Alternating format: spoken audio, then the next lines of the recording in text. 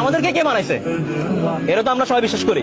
তো আল্লাহ তো ভালো জানবে যে আমি কোথায় গেলে আমার জন্য ভালো হবে, কোথায় না গেলে আমার জন্য খারাপ হবে। আমার শরীরের জন্য কোনটা করলে ক্ষতি হবে, কোনটা করলে ভালো হবে, আমার সময়ের জন্য কোনটা করলে ভালো হবে, কোনটা করলে ক্ষতি হবে। একদিন চলে যাবো ভাই, দুনিয়াটা তো ক্ষণস্থায়ী, এটা তো বিশ্বাস করি। আমাদের পড়াশোনাটা দরকার, কিন্তু দুনিয়াবি ইলম যেরকম দরকার, দ্বীন ইলমও দরকার ভাই।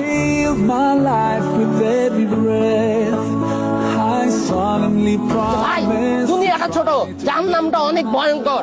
আজকে যে মেয়ের সাথে আপনি আছেন, এই মেয়ের সাথে আপনার অনুভূতি কয়েক মিনিটে। এখন একসাথে হওয়ার সুযোগ দিছে, এটাই ইঙ্গিত দেয় যে আল্লাহ এখন আমাদেরকে লাস্ট একটা অপরচুনিটি দিচ্ছে। কিন্তু আমি কখনো আল্লাহর অবাধ্য হয়ে জাহান্নামে তো যেতে পারবো না। নিজেকে একটু সেফ জায়গায় দেখে শুধু ভাববেন যে আমাকে কেন পাঠানো হয়েছে পৃথিবীতে। আমাদের এই আখেরাতের যে অনন্ত জীবন, সেখানেও যে আমাদের একটা ক্যারিয়ার আছে, এবং এই ক্যারিয়ার যদি একবার খারাপ হয়ে যায় আর কোনো চান্স নাই। সেই জীবনের জন্য আমরা কি কোনো ফিউচার প্ল্যান করেছি? ইদা ফাসাদাত ফাসাদাল জাসাদু কুল্লু, যখন সেই অঙ্গটা নষ্ট হয়ে যায় তখন পুরো বডি আমাদের নষ্ট হয়ে যায়। বিয়ে করে বীর পুরুষে,